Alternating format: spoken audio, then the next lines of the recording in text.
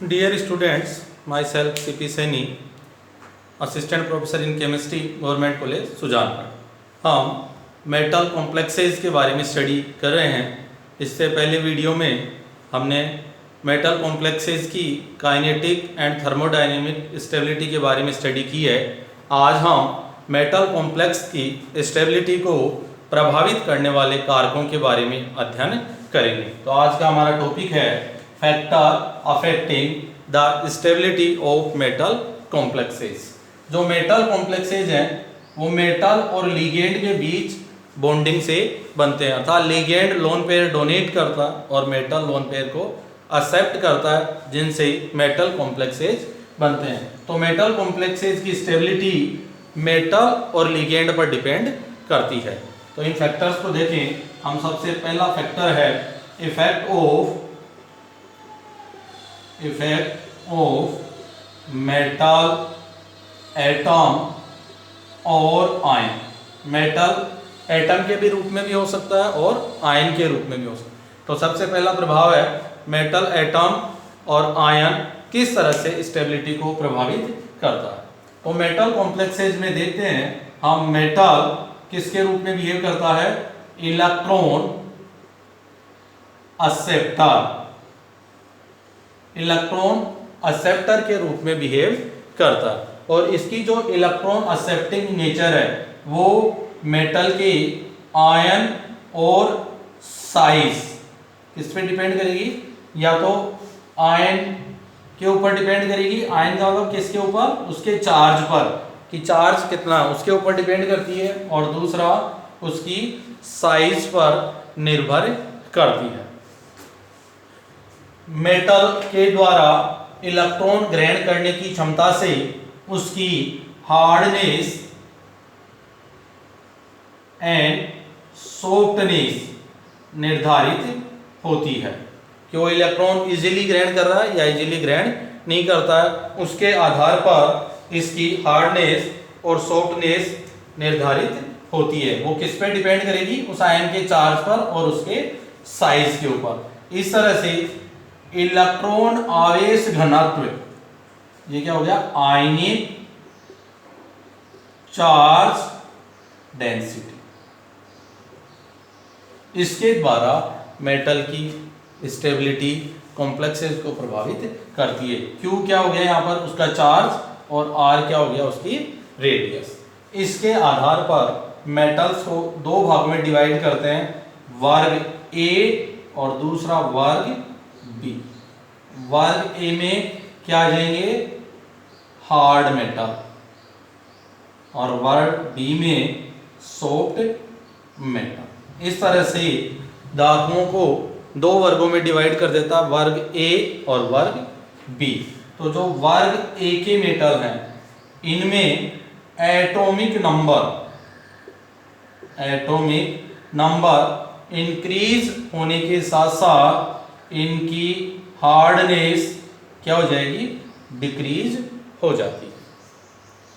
इसलिए metal complexes में metal जितना हार्ड होगा उसकी स्टेबिलिटी उतनी ही अधिक हो जाएगी। तो F, इसका एग्जांपल दे सकते हैं कि F माइनस Be2+, बेरिलियम के साथ क्या बनाता है, स्थायी कॉम्प्लेक्स बनाता है। किसके कंपैरिजन में, Mg2+, क्योंकि Mg2+ एक ही वर्ग के हैं दोनों। Mg2+ का एटॉमिक नंबर बेरिलियम से ज्यादा है, तो बेरिलियम F- के साथ स्टेबल कॉम्प्लेक्स बनाता है, जबकि Mg2+ के साथ नहीं बनाता। इस तरह से हम लिगेंड के आधार पर इनकी स्टेबिलिटी का क्रम लिख सकते हैं कि लिगेंड कौन सा होगा तब मेटल कॉम्प्लेक्सेस ज़्यादा स्टेबल होंगे। तो इनकी स्टेबिलिटी का ऑर्डर हम लिखें हो जाएगा F-, Cl-, Br- and I-। इस क्रम के आधार पर ये मेटल के साथ स्टेबल कॉम्प्लेक्स बनाता है। दूसरा लिखें तो हम लिख सकते हैं नाइट्रोजन, फास्फोरस, आर्सेनिक, एंटीमनी और बेस। किसी भी वर्ग का एग्जाम्पल लेकर हम लिगेंड के आधार पर लिख सकते हैं। दूसरे हैं वर्ग बी के धातु। वर्ग बी के धातु में एटॉमिक नंबर बढ़ने के साथ साथ उसकी शॉर्टनेस क्या होती जाएगी, बढ़ती जाएगी। तो जैसे इसका एग्जांपल देखें हम, निकेल, पैलेडियम और प्लेटिनम जैसे 3 मेटल हैं, तो प्लेटिनम इन दोनों के कंपैरिजन में स्टेबल कॉम्प्लेक्स बनाता है। और लिगेंड के आधार पर इनका ऑर्डर देखें तो क्या हो जाएगा, I minus, Br minus, Cl minus and F minus. इस तरह से संक्षेप में हम कह सकते हैं, शॉर्ट में एक प्रिंसिपल है HSAB, hard soft acid base. सिद्धांत के अनुसार जो हार्ड मेटल होंगे या हार्ड एसिड, क्योंकि ये इलेक्ट्रॉन एक्सेप्टर है तो किसके रूप में बिहेव कर रहे हैं, एसिड के रूप में। तो हार्ड मेटल या हार्ड एसिड हार्ड लिगेंड के साथ स्टेबल कॉम्प्लेक्स बनाते हैं, जबकि सॉफ्ट मेटल सॉफ्ट लिगेंड के साथ स्टेबल कॉम्प्लेक्स बनाते हैं। तो वर्ग ए की धातु मुख्यतः F माइनस O2 माइनस के साथ स्टेबल कॉम्प्लेक्स बनाते हैं, जबकि वर्ग बी के मेटल ऐसे लिगेंड जिनमें नाइट्रोजन डोनर एटम के रूप में प्रेजेंट हो उनके साथ स्टेबल कॉम्प्लेक्स बनाते हैं। इस तरह से मेटल का साइज और चार्ज मेटल कॉम्प्लेक्सेस की स्टेबिलिटी को प्रभावित करता है। सेकेंड फैक्टर है इफेक्ट ऑफ लिगेंड। किसका प्रभाव, लिगेंड। लिगेंड मेटल कॉम्प्लेक्सेस में इलेक्ट्रॉन डोनर के रूप में बिहेव करता है।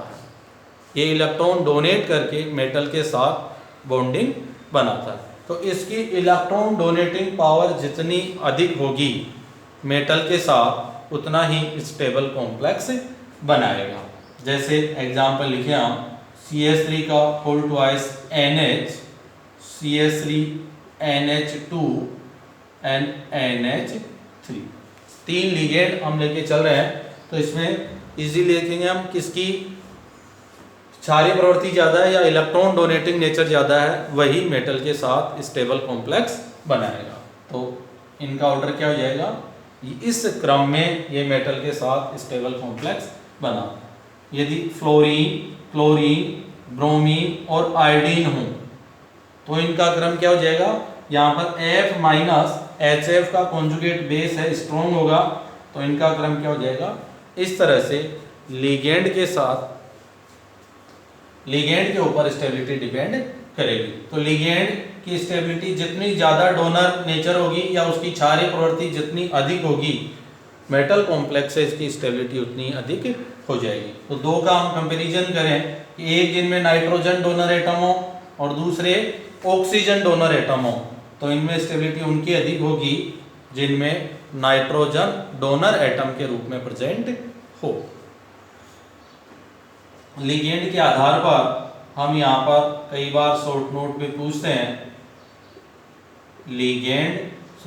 कीलेट इफेक्ट, जो लिगेंड से जुड़ा हुआ है, कई बार शॉर्ट नोट के रूप में पूछ लिया जाता है। तो कीलेट इफेक्ट क्या होता है, तो ये सबसे पहले तो कौन दर्शाएंगे, पॉलीडेंटेट लिगेंड।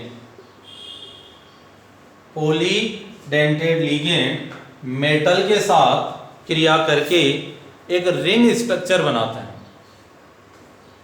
क्या बनाते हैं, रिंग स्ट्रक्चर। उस रिंग को क्या नाम देंगे हम, कीलेट रिंग। इस प्रभाव को क्या बोलते हैं हम, कीलेशन। इस क्रिया को कीलेशन और इस प्रभाव को क्या नाम देंगे हम, कीलेट इफेक्ट। देखो 3 शब्द आ गए एक साथ कि पॉलीडेंटेट लिगेंड मेटल के साथ क्रिया करके एक रिंग का निर्माण करते हैं। उस रिंग को तो क्या नाम देते हैं हम, कीलेट रिंग। इस प्रोसेस को क्या नाम देंगे, कीलेशन, और इस इफेक्ट को क्या नाम देते हैं, कीलेट इफेक्ट। तो देखो इसका एग्जाम्पल लिखें। जैसे मान लीजिए अपने पास हो कोबाल्ट मेटल, इसकी रिएक्शन करवाई जाए एथिलीन डाइमीन, एथिलीन डाइअमीन के 2 अणु लें तो इसमें फॉर्मेशन होगा CO NH2 CS2 CS2 और NH2। इस तरह से एथिलीन डाइअमीन कोबाल्ट के साथ जुड़ जाएगा। इसी तरह से दूसरा NH2 CS2 और CH2, और ये एक रिंग का फॉर्मेशन करता है। ये पूरी क्या बन गई, एक रिंग बन गई। इस स्ट्रक्चर को बोलेंगे कीलेट रिंग। और ये जो पूरी प्रोसेस है इसको किलेटीकरण या किलेशन कहा जाता है। और इस प्रभाव को क्या नाम देते हैं हम, कीलेट इफेक्ट। तो देखो कीलेट इफेक्ट के कारण रिंग का निर्माण होता है। तो कीलेट प्रभाव द्वारा बने हुए कॉम्प्लेक्सेस सामान्य कॉम्प्लेक्सेस की तुलना में अधिक स्थायी होते हैं, अर्थात इनका स्थायित्व अधिक बढ़ जाता है। तो अधिक स्थायित्व क्यों बढ़ता है, या कीलेट कॉम्प्लेक्सेस की स्टेबिलिटी सिंपल मेटल कॉम्प्लेक्सेस से अधिक स्थायी होती है। इसके क्या क्या कारण हो सकते हैं। देखो, पहला कारण कि इसमें जब इस कॉम्प्लेक्सेस को ब्रेक करना हो तो एक से अधिक बंध तोड़ने पड़ेंगे। जैसे मान लीजिए CO NH3 का होल 6 2+ हो हमारे पास में, तो यहाँ लिगेंड को अलग करना हो तो केवल एक बॉन्ड ब्रेक कर देंगे, जबकि कीलेट वाला में एक से ज्यादा बॉन्ड ब्रेक होंगे, जिनके लिए अधिक एनर्जी की आवश्यकता होती है। इसलिए कीलेट कॉम्प्लेक्स अधिक स्थायी हो जाएंगे। दूसरा कि जो ऐसे लिगेंड जुड़े हों जिनमें क्या हो, रेजोनेंस, जैसे CH3CO negative double bond CH CO CH3 से बोलते हैं AC एसिटाइल एसीटोनेटो। यदि ये लिगेंड जुड़ा हो तो इसमें क्या रहता है, रेजोनेंस आ जाता है। रेजोनेंस के कारण चार्ज का डीलोकेलाइजेशन हो जाता है, जिससे स्टेबिलिटी बढ़ती है। देखो किस तरह से डीलोकेलाइजेशन होगा, जैसे हम लिखें M और इसकी स्ट्रक्चर बनाएं O double bond C CH3 CH double bond C O और CH3, तो ये मेटल के साथ इस तरह से जुड़ जाते हैं। दूसरी स्ट्रक्चर इसकी क्या बन सकती है कि M O double bond C CH3,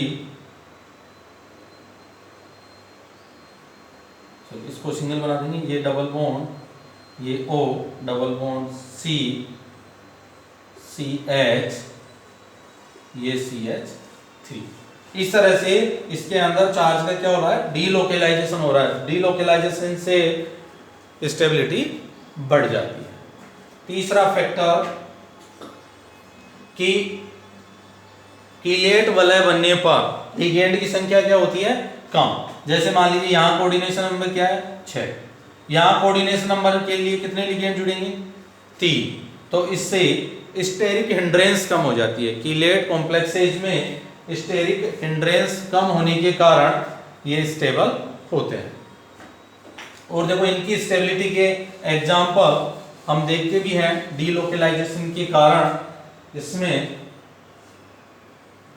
porphyrin ring का फॉर्मेशन होता है, जो कि किलेशन के कारण ही संभव है।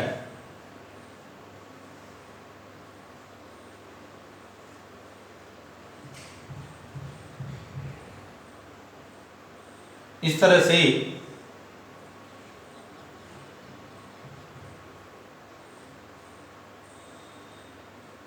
इसको बोलते हैं पोरफायरिन रिंग। यहां पर हम बंद लगा दें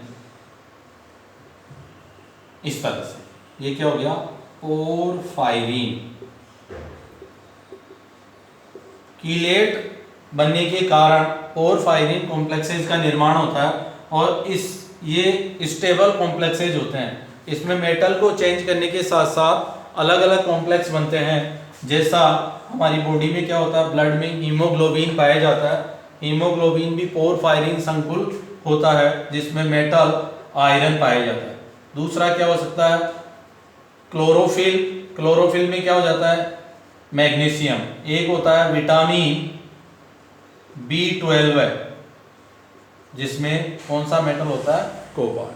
इस तरह से कीलेट वलय बनने के कारण ये पोरफायरिन कॉम्प्लेक्सेज बनते हैं जो हमारे डेली लाइफ में यूज होते हैं और स्टेबल कंपाउंड होते हैं। एक इसमें फैक्टर है कि इसके अंदर जो रिंग बनती है, रिंग की साइज जितनी अधिक होगी मेटल कॉम्प्लेक्सेज उतने ही अधिक हो जाएंगी। बहुत बार पूछा जाता है कि सबसे स्टेबल कॉम्प्लेक्स कौन सा लिगेंड बनाता है, तो क्या बना देता है, EDTA। तो जो पॉलीडेंटेड लिगेंड वलय जितनी ज्यादा वलय बनाएगा उस मेटल कॉम्प्लेक्स की स्टेबिलिटी उतनी ही अधिक हो जाएगी। तो देखो EDTA कितनी वलय बनाता है,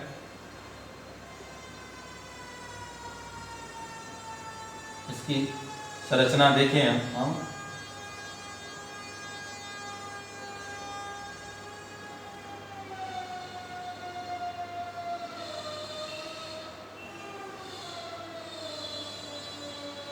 एंड CH2N, ये तो EDTA की अपन ने यूनिट लिख दी।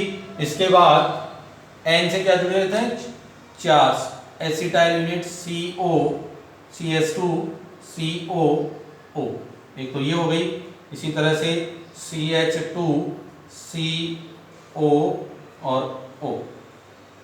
OCOCH2 OCOCH2।